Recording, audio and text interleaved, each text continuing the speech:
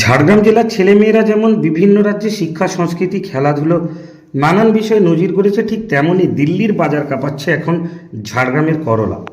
প্রত্যেক দিন বড় বড় ট্রাকে লোড হয়ে পাড়ি দিচ্ছে ঝাড়গ্রাম জেলার চাষ হওয়া করলা, আর তাতেই লাভের মুখ দেখছে চাষিরা।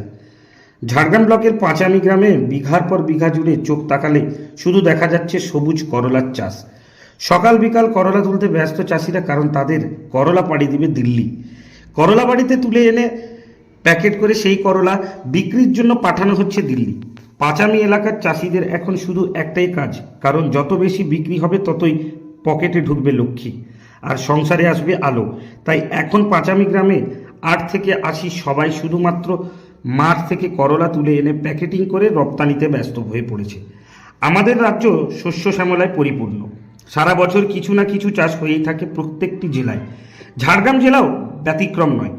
এই জেলা কৃষি প্রধান জেলা, সারা বছরই নানান চাষবাস করে থাকেন এলাকার চাষিরা, যার বেশিরভাগই ধান চাষ হয়। কিন্তু এই ধান চাষের ক্ষেত্রে আউশ আমন চাষ বেশি হলেও বোরো কিন্তু খুব একটা হয় না। আর তখনই এই সময় ধান চাষের পাশাপাশি নানান ধরনের সবজি ফলের চাষে মেতে ওঠেন চাষিরা। ঠিক তেমনই ঝাড়গ্রাম ব্লকের পাঁচামি এলাকার চাষিরা এখন করলা চাষে মেতে উঠেছে। তারা তাদের চাষের করলা যেমন স্থানীয় বাজারে বিক্রি করছে, ঠিক তেমনই ভিন রাজ্যেও বিক্রির জন্য দিন রাত এক করে দিচ্ছে। কারণ স্থানীয় বাজারে যে দাম তারা পাচ্ছে তার থেকে বেশি দাম পাচ্ছে ভিন রাজ্যে রপ্তানি করে। তাই এখন ঝাড়গ্রামের মাটিতে চাষ হওয়া করলা দিল্লির বাজারে পাড়ি দিতেই এই করলাই যেন চাষিদের কাছে সোনার ফসলে পরিণত হয়ে গেছে। ঝাড়গ্রাম থেকে বুদ্ধদেব বেরার রিপোর্ট, লোকাল 18 বাংলা।